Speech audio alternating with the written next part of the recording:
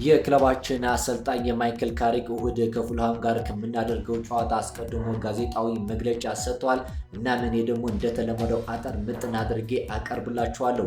ማይክል ካሪክ ስለ ፓትሪክ ዶርጉ ጉዳት ሲጠየቅ እንደ አለመታደል ሆኖ በጣም ጥሩ ጊዜ እያሳለፈ በሚገኝበት ሰዓት መጎዳቱ በጣም ያሳዝናል። ለብዙ ሳምንታት ከሜዳ ይርቃል ብዬ አስባለሁ። አሁንም ምን ያህል እንደሚርቅ ለማወቅ ምርመራ እያደረገ ነው። ጥቂት ሳምንታት ይወስዳል። የጉዳቱ መጠን ለማወቅ መጠበቅ አለብን ብለዋል አሰልጣኝ ማይክል ካሪክ። በሌላ በኩል ደግሞ ማይክል ካሪክ ክለባችን በጥር የዝውውር መስኮት ስለሚደረገው እንቅስቃሴ ተጠይቆ በሰጠው ምላሽ እውነቱን ለመናገር አሁንም እየሰራንበት ነው። በእርግጥ ብዙ ነገሮች ሊከሰቱ ይችላሉ።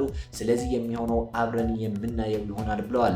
እንደ ቡድን ተረጋግተናል። ምን ማድረግ እንደምንችል አሳይተናል እና የሚቀጥሉ ጥቂት ቀናት ምን ይዘው እንደሚመጡ ማየት ብቻ ነው የሚጠበቅብን። ነገር ግን እኔ በዚህ ጉዳይ ላይ ተረጋግቻለሁ ብለዋል። ስለ ጆሹዋ ዘርክዚና ማቲያስ ዲሊክት የሚመለሱበት ቀን የተጠየቀው ማይክል ካሪክ ጆሹዋ ዘርክዚ በዚህ ሳምንት ወደ ልምምድ ተመልሷል። ይህም ለኛ መልካም ዜና ነው። ምናልባት ለፉልሃሙ ጨዋታ ስብስብ ውስጥ ሊካተት ይችላል ብለዋል አሰልጣኝ ማይክል ካሪክ። በሌላ በኩል ደግሞ ስለ ማቲያስ ዲሊክት ተጠይቆ እስካሁን ከኛ ጋር ልምምድ ማድረግ አልጀመረም ብለዋል። ኮፒ ሊንክና ሼር ማድረግ እንዳይረሳ ፋሚሊ